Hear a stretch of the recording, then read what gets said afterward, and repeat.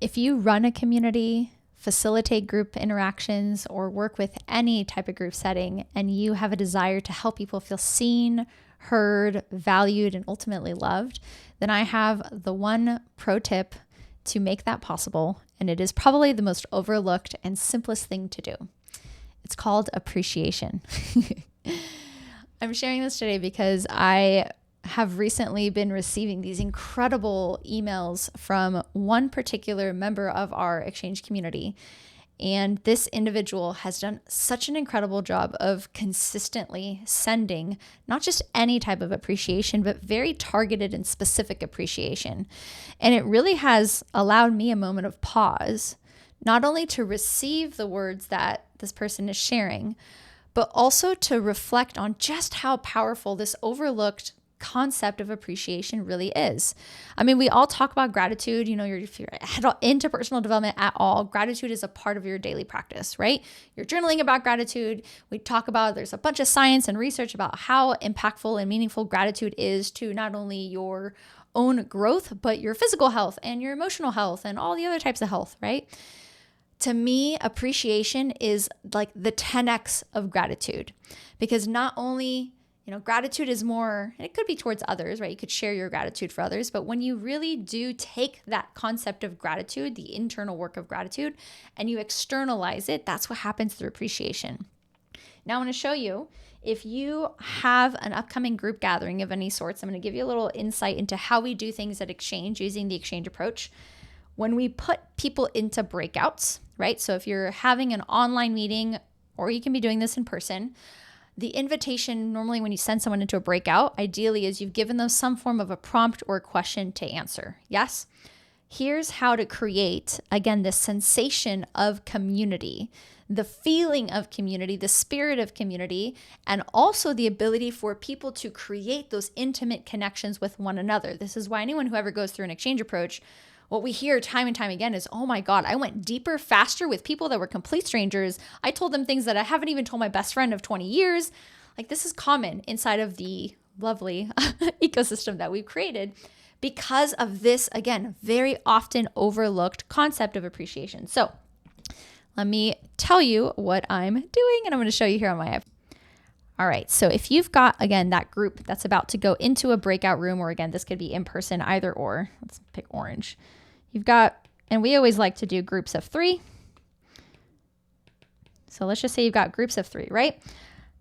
First of all, before you send someone into a breakout or a group into a breakout, make sure that the question that they're answering is very clear, because if it's not clear, what's going to happen as soon as you put those people into breakout? What are we answering? What specifically are we sharing? And if you give them 5 minutes, 7 minutes, 10 minutes, they're already wasting 2 to 3 minutes just figuring out what they're doing in that breakout room. So number 1 is specificity of the question. But once you actually go into this group of, 3 beautiful souls here, we always invite people first to share. So share the answer to the question, right? They're sharing the answer to the question. Now here's the very simple prompt. As a facilitator, as a group community leader, I'm going to invite you to use consistently moving forward when you've now given them the question to reflect on and share, is to pause and appreciate. Literally tell them to appreciate one another. So what will happen is person A goes first, they just shared. I'm now prompting them to go back, so person B and person C, to take a moment of pause to appreciate back to appreciate on what person A shared. Now, what might this look like? What can appreciation look like? Let's go a little bit deeper here. When I invite them to actually appreciate, I'm inviting them to appreciate not only something that maybe was said, so this could be the verbal, but for more experienced groups who are consistently doing them, I'm also inviting them to pause and appreciate the nonverbal. In the appreciation, I'm going to kind of list them out, and then I'm going to give you some examples of them too. The question you can use to invite them to appreciate is, what's the one thing you want to notice about what the person said or how they said it, right? So that could be the prompt for appreciation. So for example, I'm in a group with Sally, and Sally turns and she shares this beautiful answer to this question that was posed. Now that Sally is complete, myself and Joe, we now need to turn to Sally and share appreciation. I might say, Sally, I really appreciate how you lit up when you shared that story of impact that you experienced, right? That's nonverbal. How she lit up, the smile on your face, could be also physical cues. It could also be, Sally, your share really resonated with me because it just grounded this insight that I hadn't really thought about before. Thank you for that new perspective. What do you think that does for person A? When the two people, again, could be strangers, could be people, this could be a mastermind group that has been meeting for the last 10 years together. It doesn't matter. But the practice of pausing, noticing, and then in this case, appreciating, is a very powerful practice because it does what most of us do not do in society, which is actually to recognize each other in that moment, to pause and to show that I was present enough to hear what you were sharing, to see you, to feel you, and to now reflect back as a mirror to you the greatness, the gift that you've given me in this small interaction. Can you imagine if all of our interactions in life had this kind of a pattern of pausing, of being present enough with each other, of noticing and then appreciating back?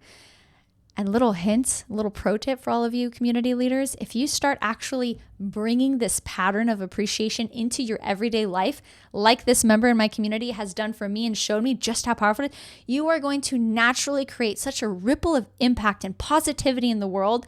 You're going to be magnetizing opportunities and magnetizing joy and abundance and love just in your being, just by bringing this simple habitual pattern and way of exchanging in conversations, right?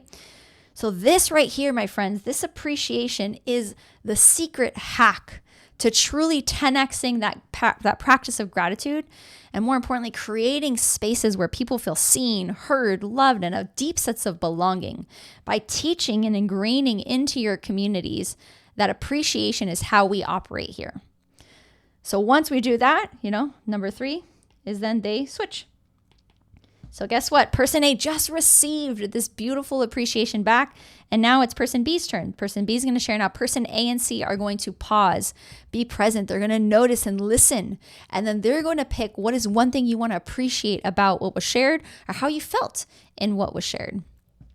This, my friends, is, again, a secret but very, very powerful hack to creating more of that engagement in your communities, to create the type of connections that so many of us desire in today's society, but that we're not receiving because, one, we're not taught it most of the time, and two, it's such a disconnected space that we're in most of the time, right? So I'm really excited for you to practice this and to bring it into as many spaces and places as you possibly can. But again, starting inside of how you're facilitating groups, always invite them to pause and appreciate. And guess what? You as the facilitator are modeling this as well throughout your interactions.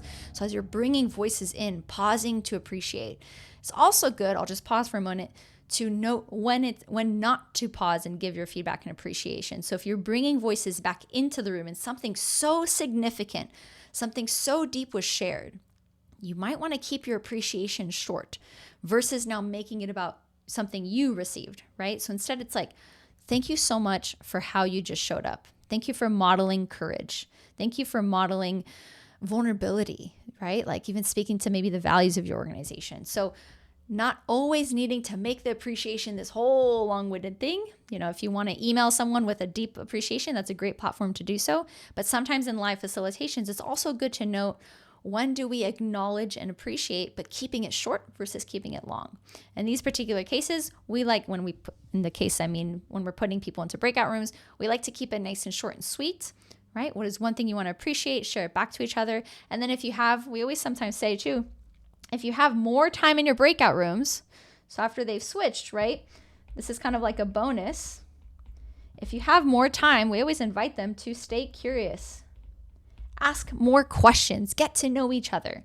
And inside that curiosity, a lot of times what honestly happens is just an abundance of appreciation is shared with one another. So I was deeply touched by the power of appreciation. I've also seen what this unlocks for so many people to really, inside of how you appreciate someone, being intentional and meaningful in the words that you're using. This isn't just like, oh, I appreciate that story you shared, right? try to go deeper. So going back to the different types of appreciation, the verbal, the nonverbal, one thing you noticed, my invitation too is try to be specific and meaningful. Meaningful, something like that, right? Meaning, when you can really reflect something that you noticed that maybe others didn't catch, or you're so present to someone's beingness, the energy of who they are. I'll give you an example. I was in a call this morning and I had a meeting with one person, and there was another person in the room who this person ended up bringing kind of her into the conversation, right? But it was fascinating because what she said was she just reflected on her experience of me.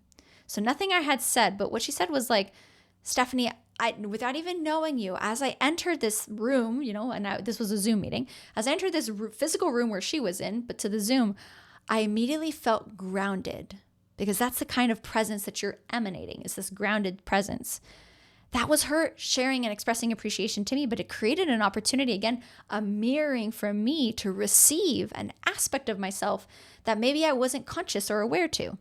Right? So that to me was short but impactful, meaningful feedback, appreciation in the form of appreciation that really mirrored and reflected, wow, I didn't realize that this was the type of energy I had today, right? Maybe that's something I have consistently, but just how important pausing to notice, and do this maybe with the people.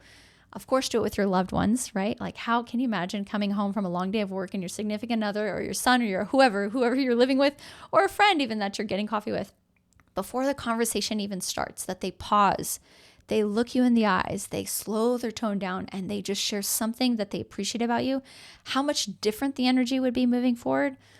I think it's pretty profound. So as you can see, I'm very excited about this concept of appreciation. I hope you are too. I would love, love, love to hear any stories or feedback, or even just let me know. Did you practice it? Did you even pause for yourself? Practice the gratitude for me, but then expressing it out in the world. This is how we create transformative change. It's so simple, so easy to overlook, but please, I invite you to make this a practice inside of how you not only facilitate, but how you live your life. With that, my friends, be well. If you haven't yet, subscribe to my YouTube channel so that you can support the continued message of creating not only personal healing, but collective healing, especially as conscious community stewards that many of you are. Big love to you, and I will see you soon.